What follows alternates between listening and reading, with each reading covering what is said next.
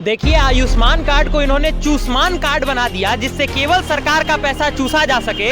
जो केंद्र की सरकार से पैसा इस देश के गरीबों के लिए, इस राज्य के गरीबों के लिए आता था, उनकी उसको डिग्री देने का अधिकार बाद में प्रदान कर दिया गया और बड़े बड़े नेताओं के बच्चे वहां जाकर डिग्रियां खरीद लेते हैं। सिरे से खारिज किया है मंगल पांडे जी ने इस चीज को सिरे से खारिज किया है। इसको कैसे देखते हैं? के और उसके बाद 86 लाख का इन्होंने फ्लैट खरीदा दिल्ली में। अब आप समझिए कि जिस दौर में लाशें गंगा में तैर रही थी, लोग ऑक्सीजन मास्क की कमी के कारण और ऑक्सीजन की कमी के कारण मर रहे थे, उस समय बिहार का स्वास्थ्य मंत्री देते हैं या पिता के नाम पर, इसमें क्या मिस्ट्री हो सकता है और क्या है? थोड़ा इधर आ जाइए और बताइए कि इसमें मिस्ट्री क्या है, आप लोगों को क्या लगता है? दो एंगल बताते हैं। पहला एंगल वो जो सब लोग मीडिया में चर्चा कर रहे हैं, दूसरा एंगल वो जिसके ऊपर कोई चर्चा ही नहीं किया। तो ध्यान से समझिएगा कि प्रशांत जी का पहला आरोप ये था कि बिहार का सीडी रेशियो बहुत कम है, यानी वो डायरेक्टली कहना चाहते थे कि बिहार के व्यक्ति को बैंक के तरफ से लोन नहीं मिलता है। तो बिहार के कैबिनेट मंत्री होने के बाद भी मंगल पांडे जी को यदि दिलीप जायसवाल से पैसा लेना पड़ गया, ये इस बात को साबित करता है कि बैंक उनको भी लोन नहीं दे रहा था। यानी पहला वाला आरोप सही है। दूसरा वाले आरोप पे आते हैं। दूसरा वाला आरोप यह है कि जब इनको 2020 के समय अपने लिए फ्लैट खरीदना था, तो इन्होंने 25 लाख का लोन 21 में वही 2020-21 में जब इनको खरीदना था, तो इन्होंने अपने पिताजी के लिए पिताजी को लोन दिलवाया दिलीप जायसवाल से। वो अकाउंट में पैसा गया उनकी पत्नी के और उसके बाद 86 लाख का इन्होंने फ्लैट खरीदा दिल्ली में। अब आप समझिए कि जिस दौर में लाशें गंगा में तैर रही थी, लोग ऑक्सीजन मास्क की कमी के कारण और ऑक्सीजन की कमी के कारण मर रहे थे, उस समय बिहार का स्वास्थ्य मंत्री जाकर के फ्लैट्स खरीद रहा था। ये इन लोगों की उस विचारधारा को दर्शाता है जहां कितनी गिरी हुई विचारधारा है कि व्यक्ति से इनको कोई मतलब नहीं है, लोगों के मरने से कोई मतलब नहीं है। और इवन 2019 में आप याद कीजिए, जब इन लोगों की सरकार थी, बिहार पानी में डूबा पड़ा था, पटना डूबा पड़ा था, ये लोग किसी को कोई मतलब नहीं था। सुशील मोदी भाग गए थे अपना घर छोड़ छाड़ के। तो इन लोगों को कोई मतलब नहीं रहा है जनता से। और मैंने पहले भी आपको बताया, जो आपने कहा ना मंगल राज नहीं, जंगल राज नहीं, बिहार जंगल राज पार्टी भारतीय जनता पार्टी बन चुकी है बिहार के लिए, जो बीजेपी है। तो पूरी तरह से जनता को सब कुछ समझ में आ रहा है और 2025 का चुनाव आने दीजिए, जनता अपना जवाब अपने तरीके से अपने उंगली पर नचा करके वोट के माध्यम से देगी। तो क्या इसमें दिलीप जायसवाल भी जो है सो लपेटे में आ सकते हैं क्या? आ सकते हैं क्या? ये तो अपने आप में जवाब है। क्यों है समझिए, उनकी यूनिवर्सिटी जिसको मान्यता भी प्राप्त नहीं थी, ये पैसे का लेन देन होने के बाद उनकी यूनिवर्सिटी को मान्यता प्रदान कर दी गई। अब आप मुझे एक बात बताइए, जो डीम्ड टू बी यूनिवर्सिटी पहले नहीं हुआ करती थी, वो university deemed to be university बन गई। सिरे से खारिज तो करेंगे ही भाई, उनके ऊपर आरोप लगा है, उनको सबूतों के साथ इसका स्पष्टीकरण देना चाहिए था। सिरे से खारिज मुंह से थोड़ी किया जाता है। प्रशांत जी ने थोड़ी ना उनके ऊपर मुजबानी आरोप लगाया, उन्होंने तो पूरे के पूरे सबूत, पूरे के पूरे तथ्य रख दिए। कथ्य से कुछ नहीं होता है, हमारे यहाँ कहा जाता है कथनी करने में बहुत अंतर है। तो कथ्य से कुछ नहीं होता है, सत्य से बहुत कुछ होता है और सत्य तथ्य से जुड़ा है। तथ्य उन्होंने प्रेस और मीडिया के सामने प्रस्तुत कर दिए। वो तो मंत्री हैं, स्वास्थ्य मंत्री हैं बिहार के, हम सब उनको आदर के भाव से देखते हैं। पूरा बिहार अपने स्वास्थ्य के लिए उनके ऊपर टिका हुआ है उम्मीदों भरी निगाहों से। उनको मैं तो कहता हूं कि उनके ऊपर अगर आरोप लगा और ये गलत आरोप है, उनको तो आकर के खुद प्रेस के सामने दिखाना चाहिए कि भाई हमारे पास ये सबूत है, ये सारे आरोप झूठ लगाए जा रहे हैं। और अगर झूठ लगाए जा रहे हैं तो फिर प्रशांत किशोर जैसे व्यक्ति को उसके बाद तो जेल में डाल देना चाहिए, क्योंकि भाजपा की सरकार है, गृह मंत्रालय नीतीश जी के हाथों में है। पुलिस उठाए, नीतीश जी को जेल में डाले। जिस तरह से आप शिक्षकों के ऊपर लाठी चलाते हैं, पैर चलाते हैं, विधानसभा में मुख्यमंत्री से मिलना चाहने वाले आम आदमी के ऊपर, महादलितों के ऊपर, आप आंदोलन करने वालों के ऊपर, बात रखने वालों के ऊपर लाठियां बरसा देते हैं, सर फोड़ देते हैं युवाओं का, उस तरह से जाइए और जाकर के प्रशांत जी को उठाइए और ले जाकर जेल में डाल दीजिए, अगर वो गलत है तो। लेकिन वो आप करना ही सकते हैं, क्योंकि आपको भी पता है कि सच क्या है और आप केवल झूठ का मुखौटा पहन करके पूरे बिहार की जनता को मूर्ख बनाने की कोशिश कर रहे हैं। एक और चीज इसमें निकल के आया है, जो प्रशांत ने आरोप लगाया है कि कोई पीए जो था, वो जाकर के जिस कॉलेज को मान्यता दिलवाया इन्होंने, वहाँ से जो जनता के कल्याणकारी योजनाओं का रुपया जो मेडिकल के लिए आता है, 5 लाख 6 लाख रुपया जो आयुष्मान कार्ड बना लोगों का, और आयुष्मान कार्ड के जरिए लोगों का इलाज होना था, उसमें भी गबन का आरोप लगा रहे हैं प्रशांत। ये कहाँ तक जायज़ है? देखिए, आयुष्मान कार्ड को इन्होंने चूसमान कार्ड बना दिया, जिससे केवल सरकार का पैसा चूसा जा सके। जो केंद्र की सरकार से पैसा इस देश के गरीबों के लिए, इस राज्य के गरीबों के लिए आता था, उनके स्वास्थ्य सुविधाओं के लिए आता था, उस पैसों को भी इन्होंने अपने लिए ले लिया। मैंने तो पहले ही कहा ना, ये लोग लाश की राजनीति करने वाले लोग हैं, मुर्दों के ऊपर से भी पैसा चुराने वाले लोग हैं। इन लोगों ने किस तरह से कृत्य किए हैं, इसके ऊपर कोई स्पष्टीकरण जारी नहीं हो सकता है। आप समझिए, बिहार की जनता उससे त्रस्त है और जब चुनाव आएगा तो इसका जवाब बिहार की जनता देगी। अब इनके पास अब जनता की अदालत में तो कोई झूठ और कोई सच नहीं कर सकते ना, आप मूर्ख नहीं बना सकते। जनता की अदालत सबसे सही फैसला देती है।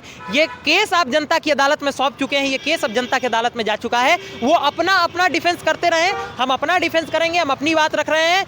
जनता को पता है सच क्या है क्या नहीं है, जनता पीड़ित है और जनता इस बात का जवाब अपने वोट से देगी। इस क्वेश्चन को करने का तात्पर्य ये था कि जनता के कल्याणकारी योजना का ये कार्ड है, आयुष्मान कार्ड, और जब हम पब्लिक डोमेन में इंटरव्यू के लिए जाते हैं, ग्राउंड रिपोर्ट के लिए जाते हैं, तो पब्लिक सीधे से खारिज कर देती है कि आयुष्मान कार्ड जो है सो फेक कार्ड जैसा है, जिससे इलाज हम लोगों का नहीं हो पाता है। ये जब जिस हॉस्पिटल में जाती है वो एफिलिएटेड नहीं होता है और वहाँ से जो है सो हॉस्पिटल को पैसा नहीं मिलने वाला होता है, इसलिए नगद कैश लोग काम करवाते हैं, नहीं तो मर रहे हैं जैसे मर रहे हैं। मैंने आपको एक बार और बताया था, कई मीडिया चैनल्स पे भी मैं बता चुका हूं और फिर एक बार बताता हूं। राजीव गांधी जब इस देश के प्रधानमंत्री थे तो वो कहा करते थे कि अगर हम 100 रुपया भेजते हैं केंद्र से तो जमीन पे पहुंचते पहुंचते सिर्फ 10 रुपया पहुंचता है। मोदी जी के सरकार में इस समय के इंफॉर्मेशन और सूचना के युग में आज 100 योजनाएं ऊपर से चलती हैं, नीचे जमीन पे केवल 10 पहुंच पाती हैं। 90 की 90 योजनाएं ऐसी होती हैं 100 में से जो केवल और केवल नेता और नेता पुत्र अपने में आपस में बांट के खा जाते हैं।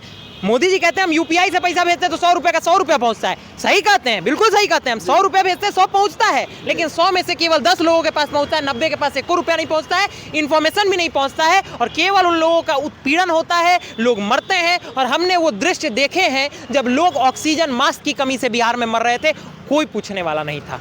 जैसे पलटवार पर पलटवार चल रहा है, जैसे प्रशांत ने एलिगेशन लगाया, मंगल पांडे जी ने आकर के उसको निराश किया, खारिज किया सिरे से अपने भाषा में, लेकिन प्रशांत उसके बाद फिर पलटवार करते हैं और कहते हैं कि 25 लाख का तो आपने जवाब दे दिया, उसका हिसाब मैं खोज लूँगा, लेकिन 25 लाख के बाद पीछे जो रेस्ट अमाउंट बच जाता है, उस रेस्ट अमाउंट कहाँ से आया है इसका विवरण देने के लिए कहा। इसको कैसे देखते हैं आप लोग? आप ऐसे समझ लीजिए कि इसको ऐसे देखते हैं कि बिहार के आम जनमानस की जो आय है वो पिछले 5-10 साल में 1 भी रुपया बढ़ी हो चाहे ना बढ़ी हो, ये तो प्रमाण दिखाता है कि जब आप सूचकांक देखेंगे तो प्रति व्यक्ति आय में बिहार सबसे निचले राज्यों में खड़ा होता है देश में। लेकिन बिहार के मंत्रियों की आय इतनी बढ़ गई है कि समझ में नहीं आता है कि ये लोग नेता हैं या शेयर मार्केट हैं कि डेली ऊपर नीचे इनका आय बढ़ता ही चला जा रहा है, कभी नीचे आता ही नहीं है।